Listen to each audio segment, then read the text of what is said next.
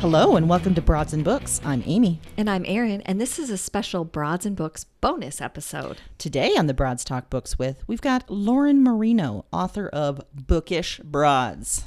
We recommended her book and also just love the kismet here. Broads. Books. Talking about broads. Broads, books, bookish broads. Yes, it was meant to be. It was. And we talked about what it means to be a broad, how book editing affects her reading, her love of Dolly Parton, which That was, we can talk about that for a long time. Come on. Yeah. And what she's looking forward to in pop culture with quarantine past us. We put all the books and other things Lauren mentions in the show notes so you can add them all to your TBR pile. And now, here's our interview with Lauren Marino.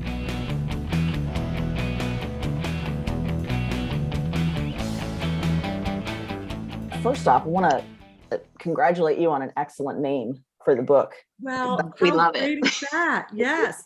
I love it. I came up with this and then I found your podcast and it was so exciting. I said, we obviously all, think alike. Broads and books, bookish broads. You Yes. are the epitome of bookish broads. And broads is such a great descriptor Right. for the kind of women that we like. Right. Mhm. Yeah. 'Cause Mhm. Originally, when I first wrote the proposal for this to give to my agent, I called it Bookish Broads and Literary Ladies. And he was Ooh. like, Ooh. you know what? Let's just get rid of the literary ladies. It sounded a little too prim, bookish. So I was like, you know what? You're right. Bookish broads. And they all, even though they might appear prim and proper, like literary ladies on the outside, if you're a female writer, you are a broad on the Yes, you inside. are. Yes. Yes. Because you have to be brave and you have to be courageous and mouthy and ahead of your time and not really care what other people think too much, or else you would never be able to get your words on the page. You'd be Absolutely. embarrassed. So, And to do something that people are not asking for and sometimes actively telling you not to do, you have to be a broad. Yes. totally Agreed. Thinking about you as a young person, a kid or a teen, Yep. do you remember specific books that spoke to you particularly? Oh yeah. I was always reading. I was always obsessed with books. I was that kid. My mom would read to me before I went to sleep and before I could read, as we do. And, I couldn't read yet, but I would just so I'd read the same story over and over again. I just memorized the books. So I could just recite the books, which I think a lot of kids do. And I'm sure there's all sorts of educational studies about how that makes you school ready or whatever. But my mom was a member of the Book of the Month Club, and I was so hungry for books that I would just pull, by the time I was 10, I was pulling books off of her bookshelf and reading books that were probably wildly inappropriate, but that I didn't even know were inappropriate because I was so naive, it just went totally over my head.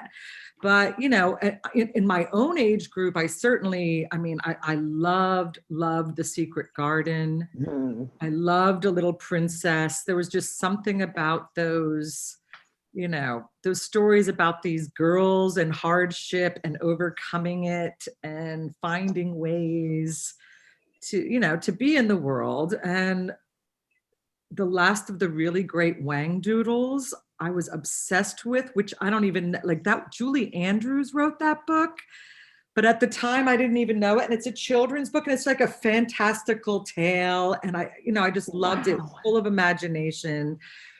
But then as I got a little older, it was Jane Eyre. I probably read Jane Eyre when I always think it was 10 when I just started reading all of these books that were probably way too advanced for me. But between 10 and 12, of course, Little Women, I read Little Women and loved it because we all read it and wanted to be Jo. We all thought we were Jo. Talk about a broad.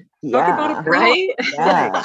Right. And then learning about studying in depth Louisa May Alcott for Bookish Broads to see how we saw it in the most recent version of the movie, movie version number 7, but the fact that there was no marriage in the original story, and that the publisher said, but the woman has to get married at the end of the book.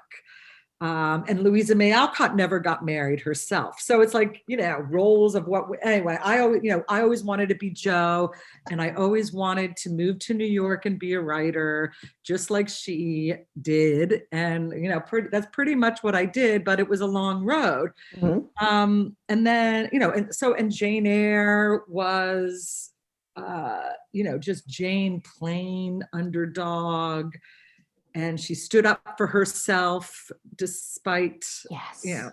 despite everything, and ran away from home, and just really was just solid in who she was, and brave enough to just follow her heart, no matter, regardless of poverty, and having, refusing to be the mistress, and ending up being the stronger character. Like I just think I always went towards strong female characters, which I think is true of young women. And back then it was sort of a different world. Things have changed dramatically.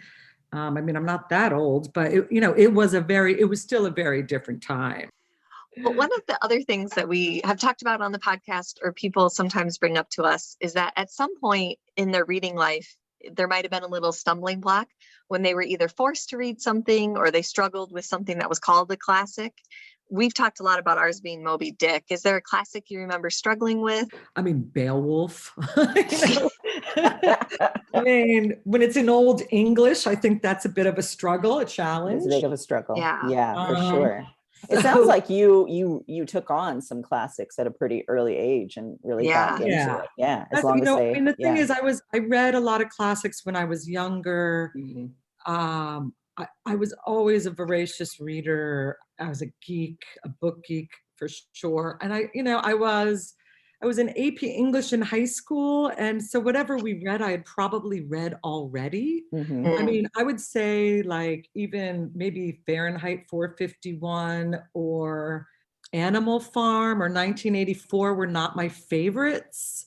I like Fahrenheit 451 because of the whole book burning thing, but I'm not really a science fiction or politically, I love satire, but I think maybe Animal Farm in 1984 were a little over my head. And It's a lot to ask of young kids. yeah, That stuff. yeah. Yeah, it is very involved. But that was probably high school. But then in college, I was an English major. I did study 20th century literature my senior year, and a lot of those books. I would say almost all of the books in my 20th century literature course were written by men. And in other courses, I read Flannery O'Connor and Eudora Welty and Willa Cather. And I can't even remember what those electives were. I chose specifically electives that had female writers in them. It was not easy to find. And the 20th century literature, it was Joseph Heller, it was Ernest Hemingway, it was John Dos Passos, it was Steinbeck. And I'm just not in love with all those guys. Just never was, and they don't speak to me. Even Hemingway, there are a couple short stories of his, like The Hills Like White Elephants, that I absolutely love. But as far as reading their novels, it's just not there for me. And it's probably either too macho, or it's about war, and I don't want to read about war unless it was the Civil War. And I just think I am a woman. I always want strong female characters and female perspective. So those more macho guy books just don't do it for me. For sure. Do you think that the strong female characters, or any other books that you read when you were younger, do you remember reading any of them and thinking, this is what I want to do? I want to be a writer. Well, certainly Jo in Little Women. But I'm the one that was, at 10, thought I could be a professional children's writer and sent away to go join this thing, and they sent me a very nice note back, like, maybe why don't you wait till you're 18? Why don't you wait till you're a grown up? But I think I just always had that, I always wanted to be a writer, or I always was a writer. Like, I have journals and journals and journals from every period of my life. And I've always, like, even when I was walking to school in grammar school, like it sounds like narcissism run amok, but really I like to look at it that it was more of a creative mindset, like you're kind of born with.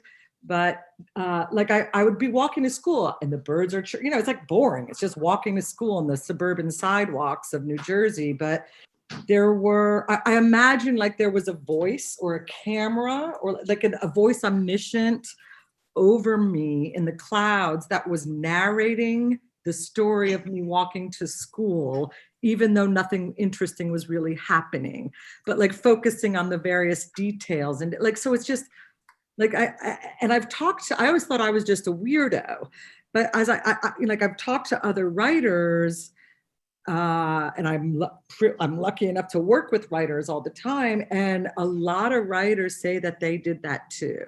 Mm-hmm. Like it's almost like you're the outsider looking into, you're an observer. So I just think I was just born that way. Now, learning the skills to be a good writer is a whole nother story. Oh, for sure. And then, of course, as an adult, having to support yourself and your family. And I'm a single mom and like trying to, like I can't really make a living as a full-time writer. Yeah, I work as a book editor and then I write my books when I can. And the times when I can sit in solitude and just immerse myself in writing are the happiest times of my life. But it's not like it happens rarely. Like I had a summer or I had a year when I wrote a book called What Would Dolly Do, which is all about Dolly Parton. And that was like a whole 6 months of just sitting there writing about Dolly Parton and researching her. And I don't think I was like, this is happiness at last. I finally found it. And it's me by myself with, Dolly Parton records and internet and interviews. And then the same thing with Bookish Broads. I sat there for 6 months and just immersing myself in all of these stories behind the storytellers, all of these women's challenges and passions. And I love research and I love writing, and it's just, but it's not my full-time job, unfortunately, because it's just not financially viable. For most people, I think. Yeah, definitely. Well, it sounds like, thinking about your reading life now, that you probably have a wide range that you read as an editor. Is there any books that have surprised you recently or that you really enjoyed? Yeah, I'm sometimes, because I work in publishing and I publish nonfiction, like I'm reading all the time. And so much of what I'm reading is, I'm either editing manuscripts that are in the nonfiction area, and a lot of them are, they surprise me. Sometimes they surprise me by how bad they are and how much work they do. Like, why did I sign this up? And but I know from having written, I have great sympathy, empathy. I don't know. It is so hard to write that I understand everybody needs an editor. So for me to read, like, fiction is my pleasure and my special happy place, but I have to, I block out specific time several times a year when I'm not working or when my workload is less. To me, people who write fiction are like magicians. I know that they're not, because I know they work really hard at it, but it's like there's like a sixth sense. There's almost like a psychic ability or like such a deep level of sensitivity to see into human nature and to see into where we're at culturally, to be able to write about it in a beautiful, resonant way. It just it always surprises me. Absolutely. Especially after I've been writing and I've been working so hard at it, and then I pick up some amazing novel and I'm just like, what? Like, I will never do this. I will never be able to do that. It's just, some people are just so gifted and, it's, so that always, it doesn't surprise me because I've been reading my whole life, but I guess after writing my own things, it surprises me. Absolutely. Well, I imagine, as you were writing Bookish Broads, that happened a lot.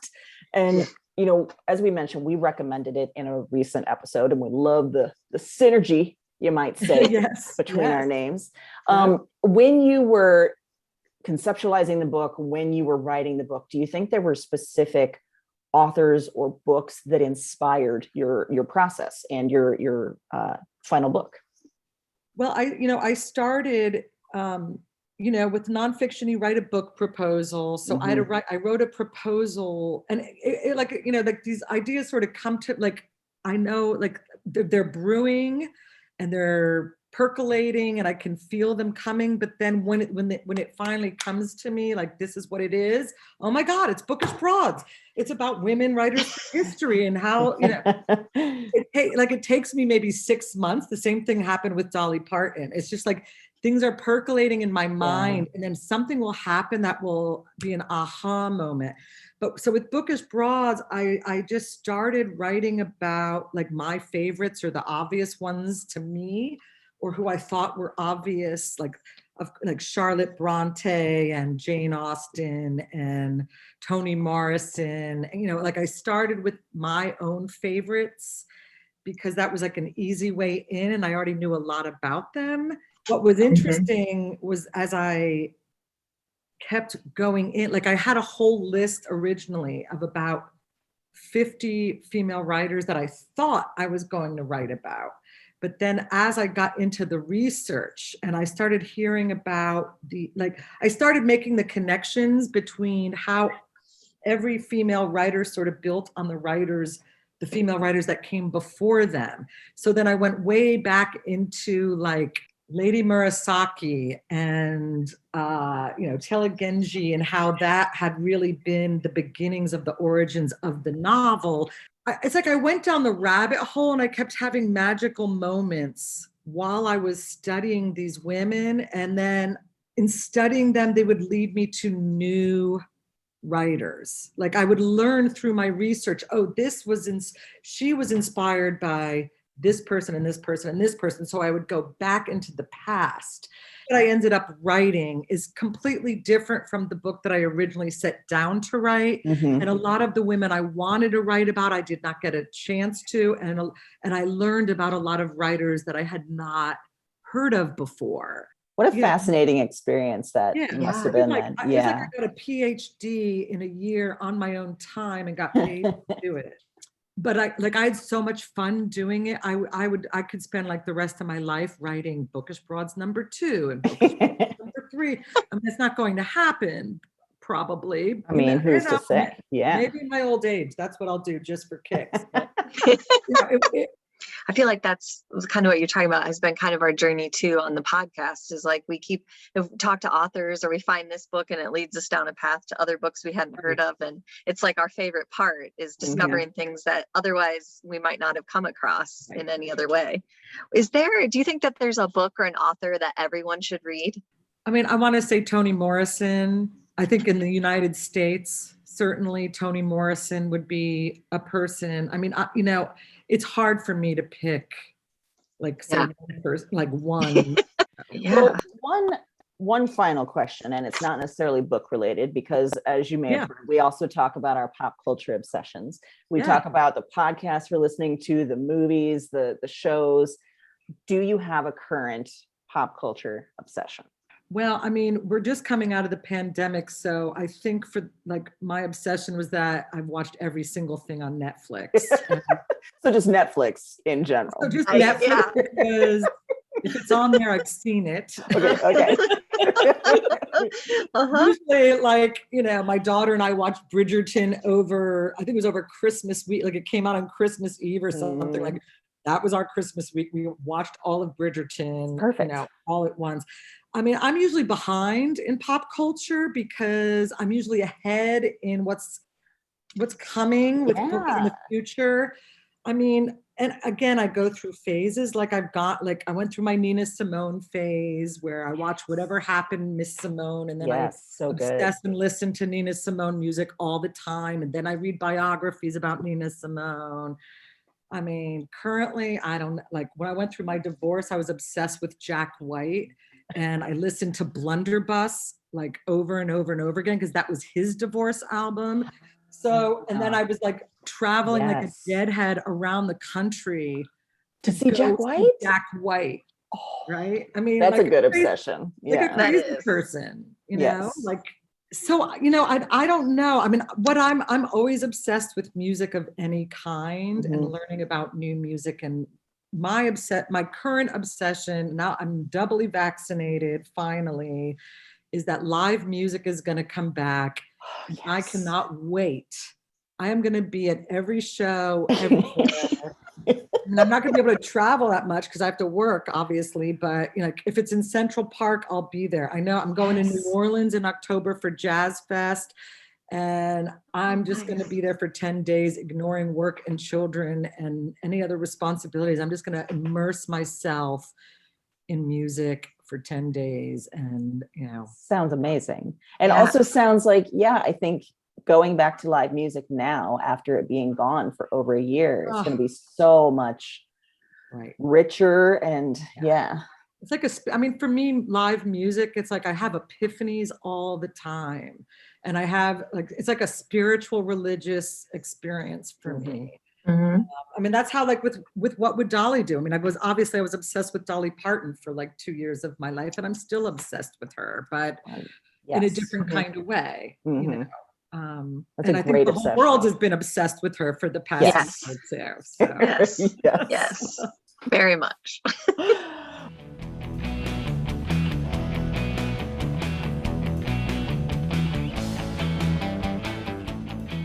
Aaron, I like that Lauren, right off the bat, gave us a great definition of what it means to be a broad. We Yes. are constantly trying to define what a Yes. broad is. Yes. And she helped us with saying, you know, a female writer has to be a broad, Has to be a broad. which I'm all for. I like that idea. Yeah.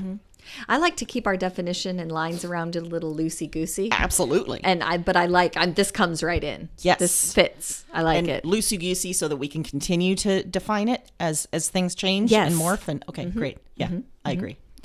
I like that she did what we did and read books that were way too advanced at way too early Yeah, of an I age. really felt seen. Yes. Yeah, I didn't really. I pulled some books from Mom's shelf, but also the library where Yes. you're just unsupervised. And the librarian says, yes, you can read this entire book on the Holocaust. 9-year-old, go for it. Yeah. Yeah. Do it. Do it. Why not? I also like that Lauren wrote a book about Dolly Parton. She sure did. Yeah. And I'm here for it. Yeah. She's a nonfiction book editor, and she talked about how she has to really parcel her fiction for certain times of year. Which would be really tough. It would be. There's so many times where I'm just feeling a novel Yes. and nonfiction isn't going to do it. I know. Yeah, that would be very difficult. I've often wondered that about editors or people that are really immersed in the book, how to balance your own personal wants with your professional. That has to be very difficult. Yeah, literary agents, book editors, it must be Yeah. difficult. I like that she basically admitted like her pop culture pick was Netflix and she finished it all. Yeah. And I think we can all feel that a Yeah. little bit. Yes. Yeah. Yeah. Just that sums rifled it up. on through. Right? Just That got it sums all. it up. I love that she mentioned how much she loves live music. She got a trip planned. She's excited this summer and fall to get out there. We were all feeling our vax selves and Yes. like, I'm going to get some live music in my system. Do it. Do it. Yes. Sweaty watching live music. Yeah, see, that's not a thing for me, but she was really excited. So It used to be a huge thing for me. These days, I'm just, it's not as great. But Yeah. yeah, it was a big thing. Well, guess what? We will be back next Wednesday with our regular weekly themed episodes. in the meantime, happy reading.